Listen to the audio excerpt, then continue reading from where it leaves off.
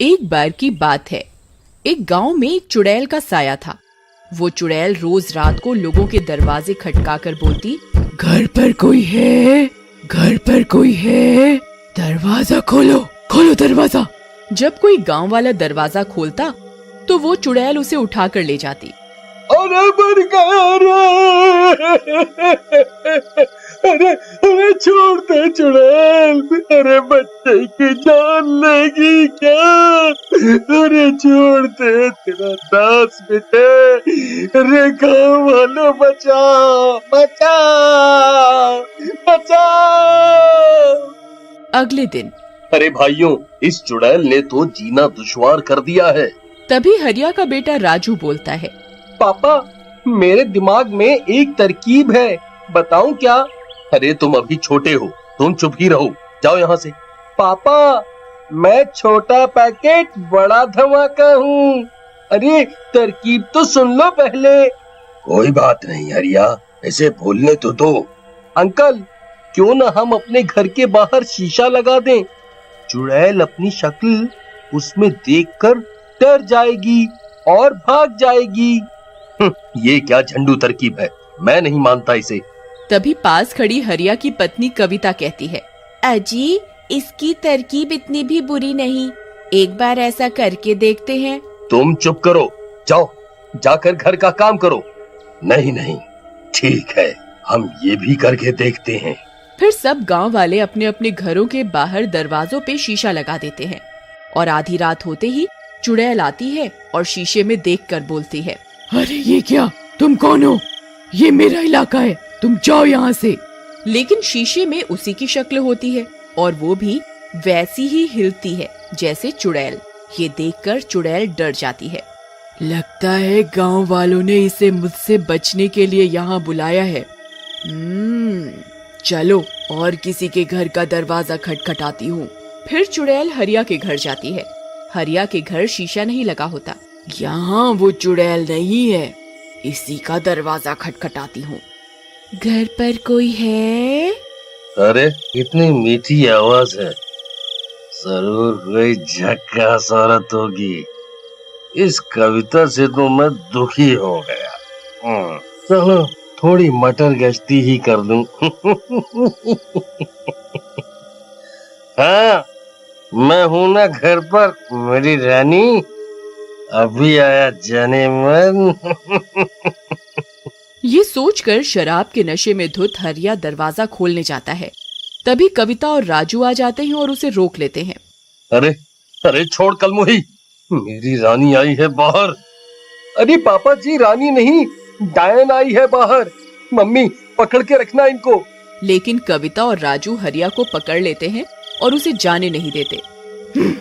लगता है इस घर में कोई नहीं है, आज तो भूखा ही रहना पड़ेगा लगता है, लेकिन मैं कल आऊंगी, कल फिर आऊंगी।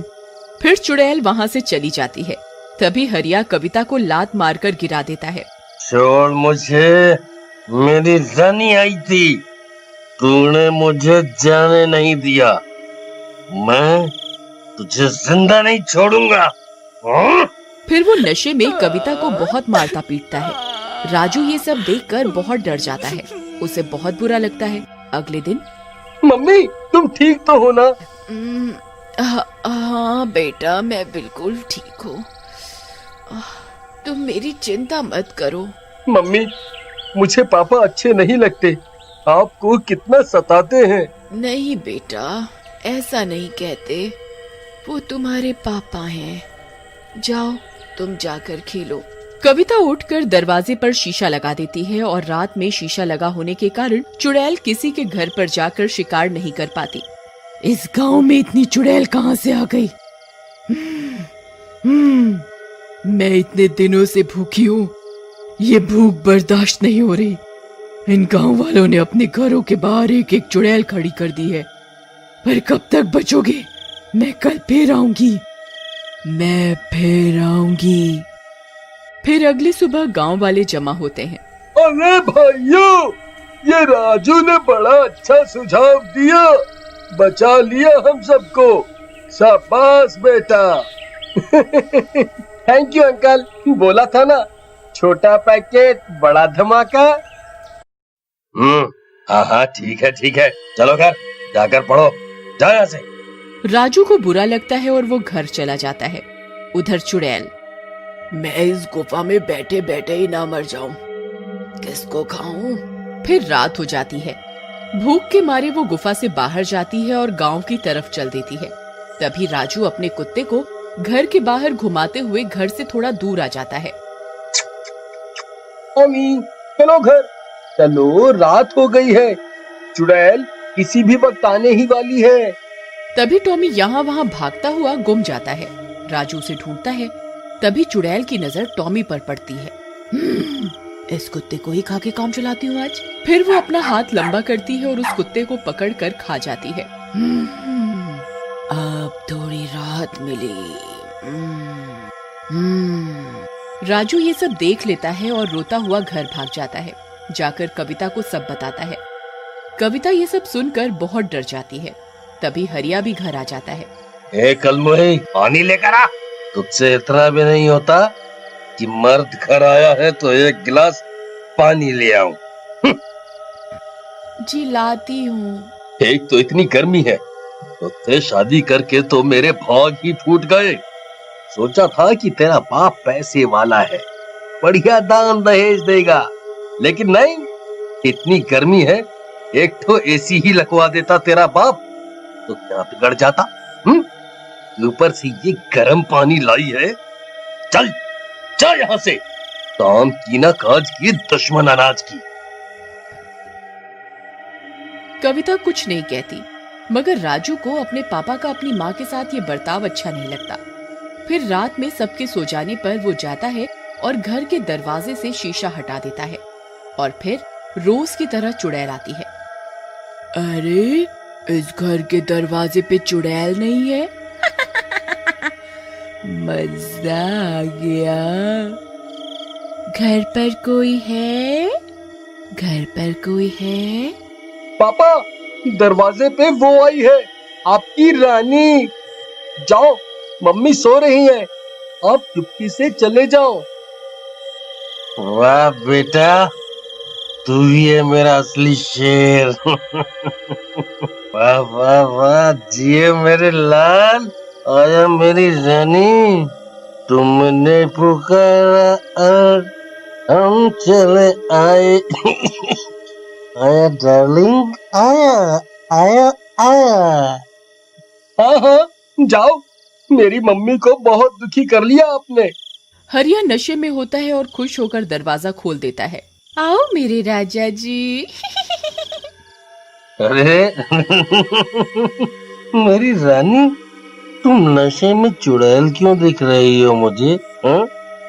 लगता है ज्यादा चढ़ गई। मेरे राजा, मैं चुड़ैल ही हूँ। नहीं, चुड़ैल जी, आप तो मेरी बहन जैसी हो, सारा नशा ही उतर गया आपको देखकर। मुझे छोड़ दो, अब से आप पर बुरी नजर नहीं डालूंगा। अरे कविता, आओ। चुप कर, बेवकूफ समझा है क्या? चल, भूख लगी है। फिर चुड़ैल हरिया को लेकर चली जाती है। शोर सुनकर सब गांव वाले जग जाते हैं और कविता भी। राजू, तुम्हारे पापा कहाँ हैं? अभी अभी मैंने उनकी आवाज सुनी थी। उनको तो चुड़ैल ले गई, अब तुम्हारे सारे दुख खत्म। माँ, तुम ये कैसी बातें कर रहे हो? तुम्हें ऐसा नहीं करना चाहिए था। वो जैसे भी है तुम्हारे पापा हैं। मैं जा रही हूँ इनको बचाने। कविता मशाल उठाती है और जंगल की ओर गुफा में चली जाती है।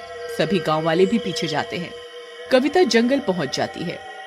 चुड़ैल जी, छोड़ दो मेरे पति को, तुम मुझे खा लो, इनको छोड़ दो।